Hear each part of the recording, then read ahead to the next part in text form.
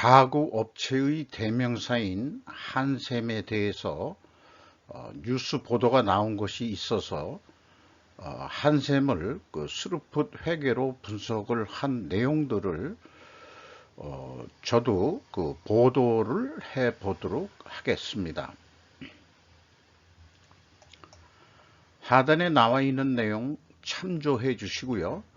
내용이 좋았다고 생각되시면은 구독, 좋아요 꼭 부탁드리겠습니다. 그리고 제가 좀 말이 느린 편이니까 1.5 배속 보시면은 편하실 거로 생각이 됩니다. 뉴스 보도 내용은 조선비즈 2022년 7월 8일 배동주 기사의 기사인데요. 제목이 IMM발 한샘 개편 안 통했다. 상반기 매출 14% 감소 전망. 전망이라는 것도 이제 예측이라고 볼 수 있겠죠. 이 배동주 기자는 어떻게 취재를 해서 그 감소 전망을 했는지 좀 알아보도록 하겠습니다. 뉴스 보도 내용을 보고서 소제목들로 이제 이런 내용들을 좀 뽑았어요. 리하우스 키친 바흐 부분이라고 이제 사업 부분인 모양인데 이게 이제 통합된 모양인데 그 효과가 없었다. 그리고 온라인 가구 판매 매출도 홀로 역성장했다. 신세계 가사는 65% 늘었다. 그러니까 이제 다른 곳도 취재를 하고 확인을 했다 이런 얘기가 되겠죠. 상당히 이 기사를 쓰면서 여러 가지 취재원들을 해서 했다는 것은 보도 기자의 수준이 아니면 조선일보나 조선비즈의 뉴스 보도 내용들이 조금 수준이 다른 언론 매체보다는 수준이 높지 않냐 개인적으로는 좀 그렇게 생각하는 적도 있습니다. 14만원 넘었던 주가, 이제 최고 주가가 2021년도에 이렇게 오른 적이 있는 모양인데요. 6만원대로 60% 하락을 했다. 그 다음에 이제 2021년 1월 4일 날 최대 주주가 바뀌었는데요. IMM 프라이빗 에쿼티가 이제 새 주인으로서 맞았었고요. 그 다음에 이제 이 가구 업계의 매출 잠정 집계라는 이 취재원인 모양인데 6월까지 한샘의 매출액이 이제 8,249억 원으로서 지난해 같은 기간과 비교해 14% 감소한 것으로 추산됐다. 아직까지 이제 확정은 아니죠. 이제 곧 실질적인 영업 잠정 실적들도 좀 공시를 하게 돼 있는데 조선비지에서 1분기 실적을 감안해서 2분기 실적, 누적 실적을 먼저 전망하는 예측 기사가 또 어떻게 보면은 신선할 수도 있겠다 이런 생각을 해봤습니다. 그러니까 가구 업계라고 했는데 이 가구 업계라는 데가 어디 취재원이 어딘지는 모르겠습니다만은 아마 한샘의 내부 정보 아니겠냐 저는 개인적으로 그렇게 추정을 해보고요. 또 한샘의 설명으로는 주택 매매 거래량이 절반으로 떨어진 데 따른 가구 인테리어 구매 수요 감소 영향이라는 설명이지만 이 같은 매출 감소는 유독 한샘에서만 나타났다 이렇게 얘기한 건 이제 딴 데도 비교를 해봤다 이런 얘기가 되겠죠. 그래서 국내 2위 업체인 현대리바트는 이제 매출이 2%, 그 다음에 이제 인테리어는 1% 감소하는데 그쳤다. 이렇게 돼 있는데요. 이래서 이제 이거는 연결로 이렇게 매출들을 말하자면 취재하는 모양인데, 저는 이제 개별 재무제표를 보고 분석할 것입니다. 그리고 이게 작년에 이제 새로운 점령군의 임원들이 대거 이제 이 점령군이 진군을 했기 때문에 과거의 임원들이 이제 대거 떠났다 뭐 이런 이제 얘기가 있습니다. 그래서 이제 한샘 매출 추이까지 이제 그래프를 그려서 보도를 했는데요. 여긴 좀 안 보이지만은 이제 연결 손익으로 그 연결 매출로 한 5,200억이 이제 상반기에 매출이 예상된다 이런 얘기거든요. 그러면은 그게 4배 하면은 사실상 그 2021년도 매출하고 거의 유사합니다. 요건 다음 장에서 말씀드리도록 하겠습니다.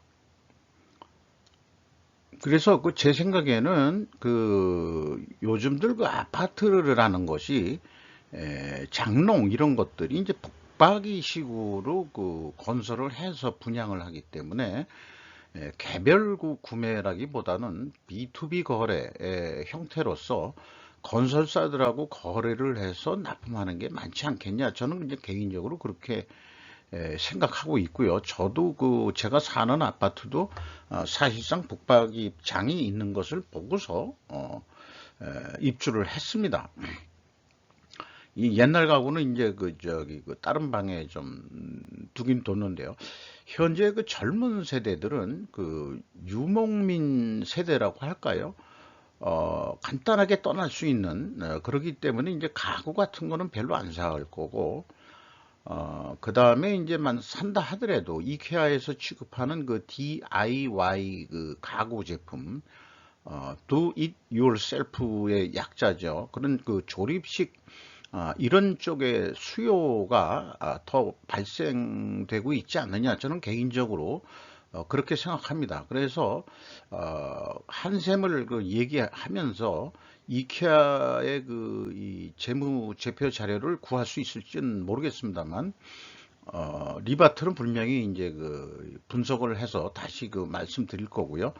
이케아도 한번 좀 검색을 해서 그 얻을 수 있으면 얻어봐서 분석을 해보는 거로 그런 그 동기부여가 됩니다.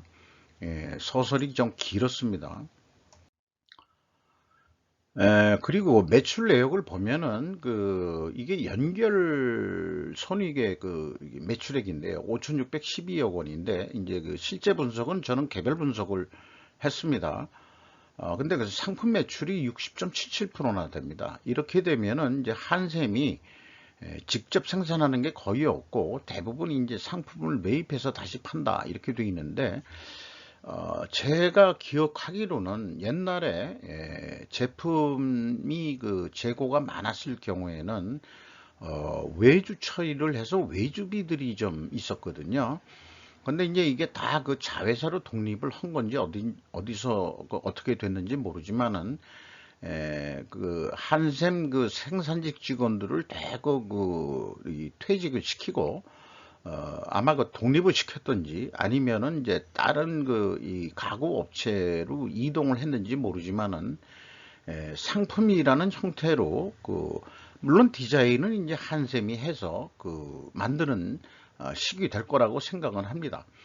어쨌든 그 제조업이라고 이제 얘기하기에는 좀 그 명색이 좀 떨어지지 않느냐 이제 이렇게 생각이 됩니다.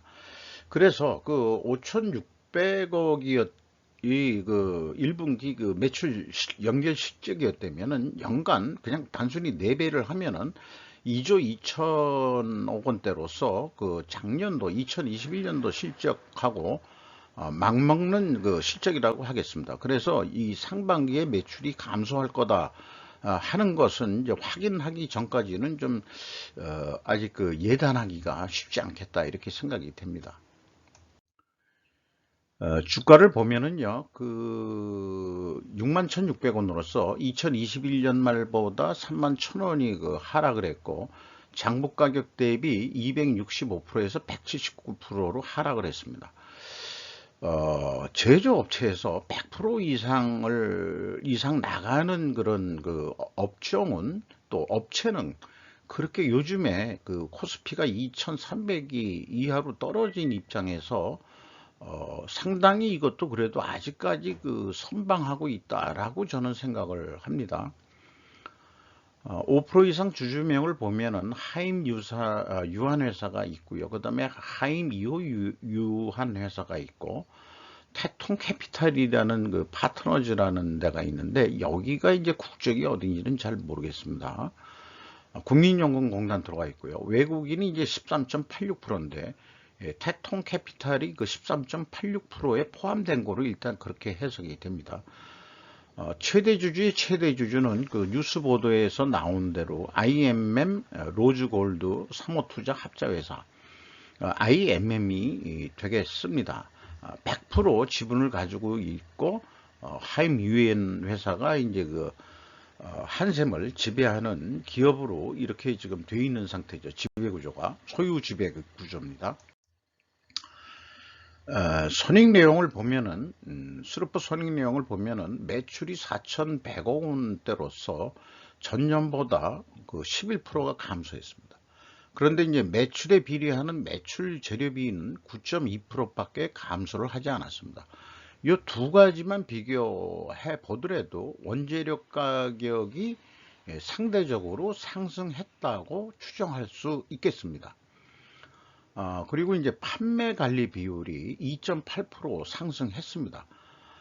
판매 관리 비율이나 그다음 현장 운영 비용은 무려 20.4%나 감소를 시켰습니다만은 뭐 생산량 그를 줄였다든지 이런 거로 이제 이 현장 가공비는 줄였다고 하지만은 본사 판관비는 어차피 고정비 성격이기 때문에 조금 상승했습니다. 그 결과 TOE 생산성은 1.05로서 전년 동기보다 0.09포인트가 하락을 했습니다. 뭐 이런 거 하나를 보더라도 이제 주가는 하락할 것이다라고 이제 예상은 할 수 있겠죠. 그 다음에 이제 영업이익이 한 80억 원뿐이 내지가 않았는데 원가 회계 영업이익보다 15억 원이나 적은 수치가 되겠습니다. 재고자산 내역을 보면은 매출이 그 감소를 했음에도 불구하고 재고자산은 줄이지 못하고 2년 연속 113억 원, 113억 원 거의 비슷한 수준으로 재고가 계속 증가했습니다. 매출 비중에서 상품 매출 비중이 이미 높은 것을 확인했습니다만은 그것을 또 상징적으로 보여주는 게 상품 재고가 더 많거든요. 또 증가한 금액도 더 많고 그러니까 직영 생산하는 거는 이제 규모가 좀 줄어들고 대부분은 이제 그 상품 매입 형태로 해가지고 이제 그 판매 제품을 확보한다 이렇게 볼 수 있겠습니다. 제 생각에는 새로운 점령군이 매출이 감소함에도 재고를 줄이지 못했다 이렇게 이제 그 표현하는 만약에 이제 이게 이제 방송 자체가 보도라고 보신다면은 이런 표현도 좀 한번 해보고 싶어요. 그러니까 새로운 이 최대 주주의 점령군들의 임원들이 특별히 어떤 그 묘책이 있는 건 아닐 것이다 이렇게 생각되는데 저는 한 가지 요구하는 게 재고를 줄였어야 되지 않겠냐. 다른 얘기로 해서는 재고 회전율을 상승시켰어야 된다. 새로운 점령군이라면은 그런 혁신적인 경영 방법을 가지고 들어와야 된다. 이런 거를 좀 요구를 하고 싶습니다. 그리고 이제 이 회사들은 비용의 성격적 분류라는 그 데이터를 공시하게 되어 있는데 한샘은 분기 보고서에는 이 비용의 성격적 분류 데이터를 공시하지 않고 있습니다. 이것도 이제 그 기업의 신뢰도를 떨어뜨리는 거로 저는 생각하는데요. 물론 이제 그 공식 기준에 분기 보고서는 생략해도 된다는 어떤 그런 허용치가 있긴 있는 모양입니다. 그러나 이제 대부분의 그 상장 기업들은 분기 보고서에도 비성분 데이터를 공개를 하고 있습니다. 그래서 회사는 공시는 하기는 했는데 요거 전체 금액 이 재료비만을 공개를 했어요. 요거 구체적인 ABC를 구분해서 얘기를 안 했습니다. 그래서 제가 이거는 재고자산 명세를 가지고 역산해서 풀이해낸 그 수치가 되겠습니다. 가공비는 가공비 참 말씀드리기 전에 가공비율 여기 내용이네요. 가공비가 20.4% 감소했고요. 금액상으로 비율로는 1.6%가 감소했습니다. 이거는 상대적으로 원재료 가격이 또 상승했다. 그러니까 손익계산서에도 원재료 가격이 상승했을 것이다 이렇게 이제 추정을 하게 되고, 가공 비율을 총 제조 비용에서 가공 비율을 보더라도 원재료 가격이 인상되었을 것이다 라고 이렇게 추정을 할 수 있겠습니다. 그래서 이 그 총 제조 비용은 제가 맞춰 놓은 그 재고자산 명세를 제가 맞춰서 이 분석하고 있기 때문에 그 비교 의미는 없고요. 또한 그 비성분 데이터에서 보면은 인건비가 이제 330억 원이 집행이 됐는데 전년보다 11.7%가 감소했습니다. 그리고 직원 수가 388명이나 이제 감소를 했죠. 일반적으로 그 388명이면 생산직이 대거 해고됐다는 거로 보이거든요. 근데 이제 매출액은 전년도보다 크게 줄지는 않을 거라고 제가 지금 예측하고 있는 거 아닙니까? 그렇기 때문에 일반적으로 이제까지 과잉 인원이었다고 새로운 점령군들은 생각했을지도 모르죠. 그래서 이제 대거 이렇게 이 해고를 해버리면은 이게 이제 하청화된 건지 어떤지는 확인할 방법은 없습니다. 다만 이제 1분기 평균 임금은 좀 500만 원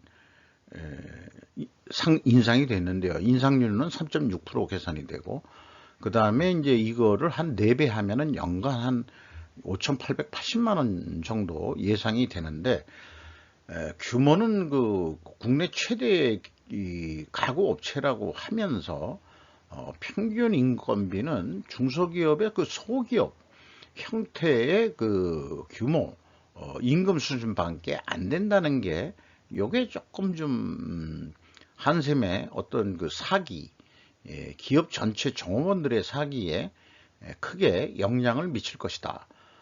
본사 건물을 뭐 삐까번쩍하게 지어놨긴 지어놨습니다만은, 그리고 이제 지급 수수료 및 판매 촉진비가 12.9%가 감소했습니다. 그리고 이제 2021년도의 대표는 강승숙 씨라고 부회장으로 돼 있었는데요. 부회장 대표이사인가 그렇게 돼 있었는데 1966년생이고 새로운 점령군으로서의 CEO는 김진태 씨로서 1970년으로 이렇게 이제 확인을 했습니다.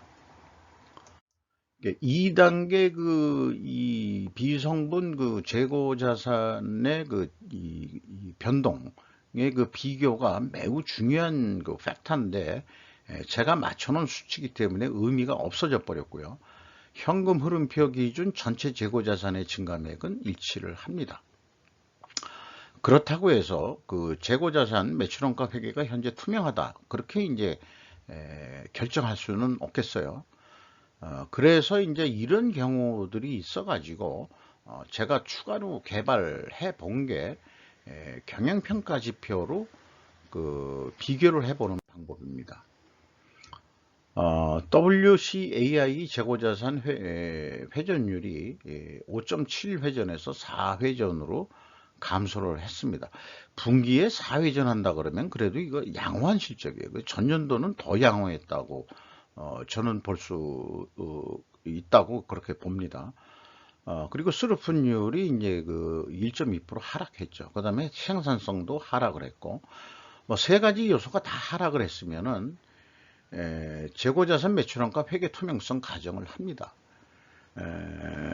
비성분의 재고자산의 변동 범위를 공개하진 않았지만은 이거로 봐서 가정을 하는데, 이렇다고 해서 이거를 여기서 끝나는 게 아니고 항상 가정이란 것은 과학적 사고방식에 의해서 검증을 해야 됩니다. 그래서 검증은 원재료 및 상품 매입 단가가 상승을 했던지 수르픈율 하락은 판매 가격 하락으로 입증해야 된다 라는 검증 추론을 만들어낼 수 있겠습니다. 그리고 여길 보면은 수금 속도, 매출채권 회전율 수금 속도보다는 매입 채무 회전율 지급 속도가 매우 느리거든요. 본인들은 3개월 동안에 5.4 회전이나 수금을 했으면서도 외상 매입을 하는 납품 협력업체한테는 3개월 동안에 이 두 번뿐이 돈을 안 줬다. 그러니까 한 1.5개월 만에 그 돈을 준다. 이렇게 볼 수 있겠죠. 전년보다 약간 더 지급 속도가 떨어졌죠. 그 다음에 이제 그 수금 속도도 이제 본인들도 좀 떨어진 게 이제 문제긴 합니다. 그러면 그 새로운 점령군들은 이런 거에도 좀 더 신경을 썼어야 되지 않겠냐. 이런 또 생각을 하게 되고요. 그리고 사실 매입 채무 대금 지급 속도를 더 빨리 해준다면 거꾸로 납품 단가를 조금 좀 인하시켜 달라라고 협상을 분명히 할 소지는 있다고 저는 생각을 합니다. 그래서 그 원재료 가격 상승과 제품 가격 판매에 대한 검증을 위해서 그 회사가 공시하는 데이터를 봤는데 주요 원재료 가격이 그 주로 나무 종류로만 두 가지만 딱 그 대표적으로 했어요. 이걸 보면은 이제 가격이 떨어진 거 되니까 추론하고 안 맞아 떨어지죠. 손익에 가장 큰 영향을 미치는 상품 매입 가격이 중요한데 비공개라는 게 문제죠. 그러니까 검증을 할 수 없다 이렇게 볼 수 있어요. 원재료 가격에 대해서는 제품 가격도 이와 유사합니다. 이걸 확인할 수가 없는데 제품 가격은 변동이 하나도 없는 거로 되어 있거든요. 그리고 더 중요한 것은 이 붙박이장이라든지 이런 그 장롱 뭐 이런 거보다도 한샘이 유명해진 거는 이제 그 주방 그 싱크대 뭐 이런 것들이 이제 그 유명해져 가지고 됐던 건데 이게 이제 이 사람들 표현으로는 평형대별 옵션별 가격 차이가 크게 판매가를 미기재함. 이거 그냥 인정할 수 없습니다. 딴 데는 어떠냐 그래. 리바트는 공개를 합니다. 물론 이제 어디까지 신뢰성을 가질 수 있느냐의 문제겠지만은 이게 빠져가지고는 말하자면은 그 투명회계 검증은 불가능하다 이렇게 볼 수 있겠습니다. 그리고 그 싱크대 만드는 그 카바는 이 스테인리스 스틸이지 않습니까? 이 가격이 2021년도에 철강제 가격들이 대부분 한 60% 이상 상승을 했습니다.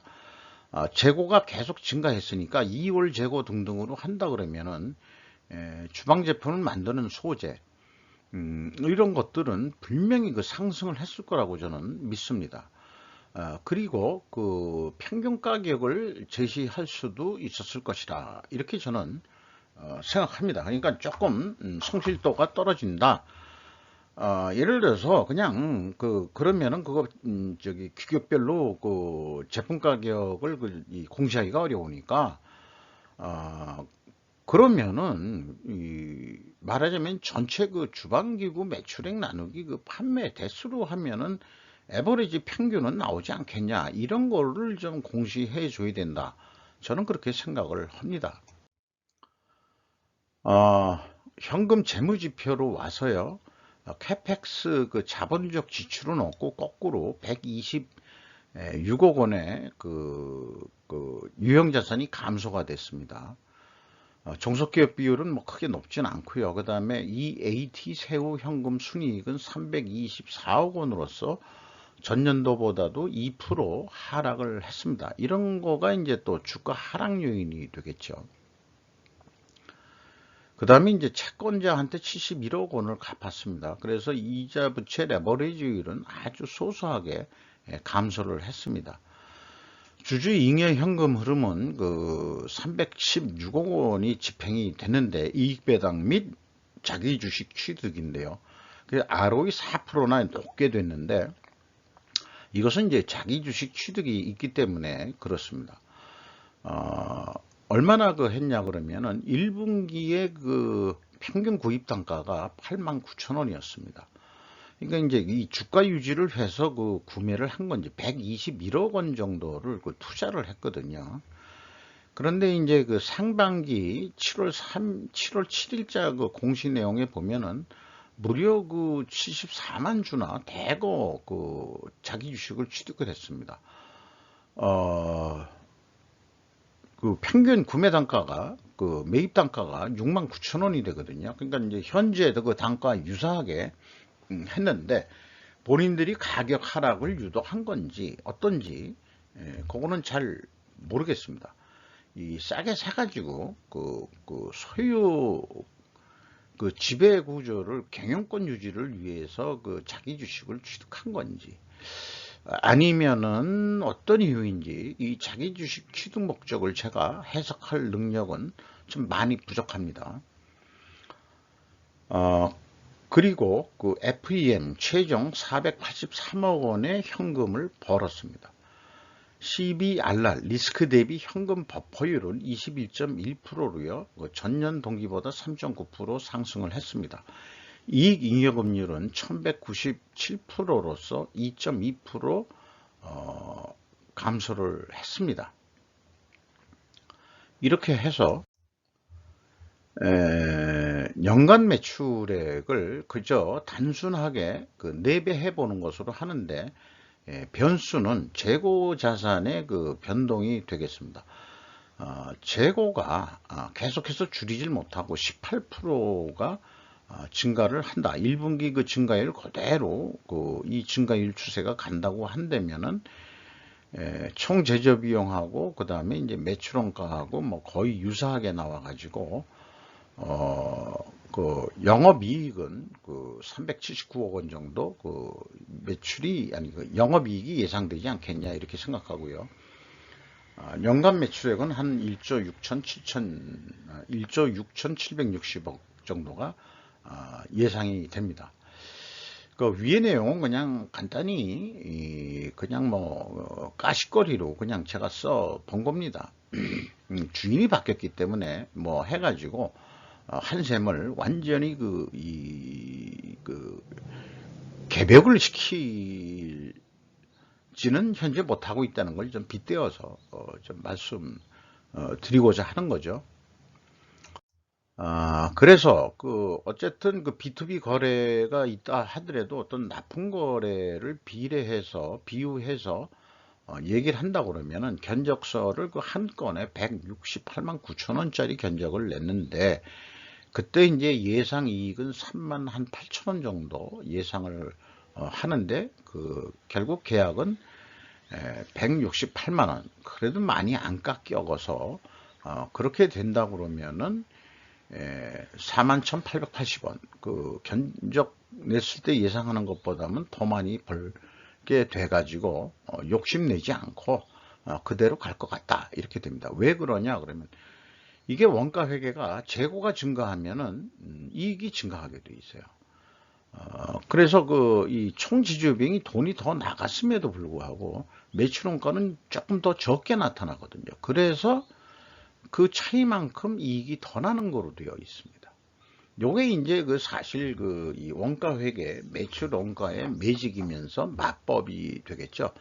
이게 이제 근본적으로 잘못됐다고 계속 이제 제가 스루프 분석으로 지적하고 각성을 해야 된다 이렇게 이제 얘기를 하고 있는 거죠. 그렇다면은 스루프 TIOE로 어떻게 예측을 해보겠냐 그러면은 이제 매출 재료비가 이제 인벤토리 재고가 되겠죠. 이게 이제 이 말은 비선형 함수지만은 스루프율이나 재고 회전율을 동일하게 예측을 한다 그러면 선형 함수로 그냥 계산해 낼 수 있겠어요.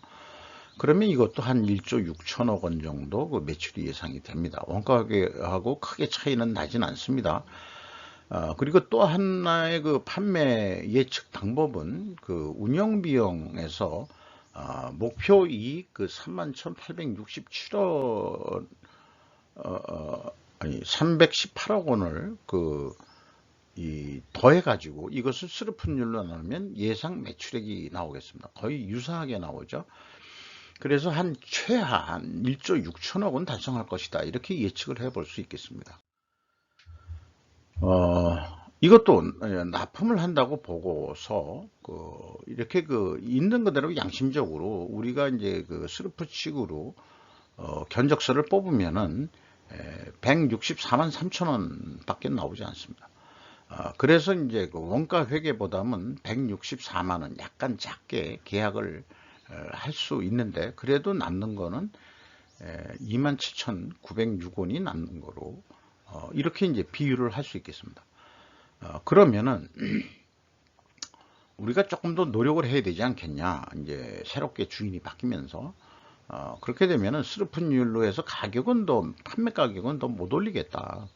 원재료 가격은 어차피 올라 있는 상태이기 때문에 판매 가격을 더 올려야 되는데 못 올릴 것 같다. 이런 얘기가 되겠고요. 그런데 이제 그 재고 회전율 WCAI 재고 회전율만 3.4% 증분된 수치만큼 한번 그 매출을 더 증가시켜보자. 매출 판매 수량을 증가시켜보자.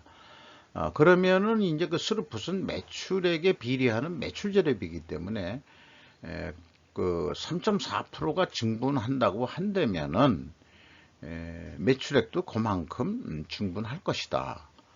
비례적으로. 그래서 그렇게 산출을 해내는 거죠. 여기에 이제 그게 다 그 적용 방식이 산식이 이제 그 들어가 있는 건데요. 이것은 이제 기초과정 5번째 그 산식을 다 말씀을 드렸습니다. 필요하시다면은 제 그 동영상인 TI로 말하자면은 그 세우는 그 판매 계획 이 그 동영상을 보시면은 그 산식을 다 확인하실 수 있겠어요. 그래서 이 재고 회전율만 3.4%만 만약에 실현에 성공한다면은 매출액은 175만 3천원짜리 이제 환원해서 다시 사업 계획으로 얘기한다면 1조 7,530억 원까지 매출을 일으킬 수 있을 것이다. 이렇게 봅니다. 그러면은 이제 영업이익은 662억 원으로서 계획 대비보다는 108%더 이익을 낼 수 있다. 이렇게 이제 희망찬 미래를 예측할 수 있겠습니다. 마지막으로 뭐 이 글자로 남기는 건 아닙니다만은 2021년도에 왜 그 조창걸 그 명예회장은 한샘을 그 잘 나가는 가구업체를 왜 팔았느냐? 그 자제분들도 있을 텐데 상속을 안 하고 다른 그 재벌 기업처럼 그걸 잘 모르겠어요. 근데 이제 제가 그 몇 년 동안이라도 그 한샘에 대해서 그 분석을 추적한 거로 보면은 조창걸 회장이 그 한샘은 정치적으로 무관하지 않은 것 같습니다. 개인 그 자산을 출연해서 4천억이나 되는 큰 돈을 출연해서 여시제라는 그 싱크탱크 그 재단을 만들어 가지고 여러 그 정치인들이나 그 두뇌들을 모아서 그 정치 그 연구 싱크탱크를 이분이 만들었습니다. 운영은 뭐 이제 전문가들이 이제 하는 거겠지만은 그래서 제 생각에 과연 말하자면 4천억 원이 한샘 사업을 해가지고 과연 돈이 모인 거겠느냐. 지금 얘기 드리는 건 이제 소설을 좀 써보는 거예요. 그냥 그 소설가적으로. 그러면은 이제 그 자관은 어떻게 그렇게 만들어 가지고 이 문재인 정권 때 그 쭉 해서 그 여시제 바람이 좀 불었었는데요. 뭐 여야 그 정치인들 안 들어가는 유명한 사람들은 거기 다 들어가 있는 거로 그렇게 나타났었고 제 생각에는 2021년도에 그 한샘을 팔고 그 다음에 이제 그 팔면은 이제 돈을 받았겠죠. 그 얼마에 팔았는지 그건 저는 모르겠습니다만은 그래서 아마 그 여시제라는 그 싱크탱크 만드는 그 재원을 자신의 돈이 아니었던 거 아닌가. 그래서 그 돈을 갚아야 되니까. 그러니까 국내에서 그런 돈을 누가 빌려줬겠어요?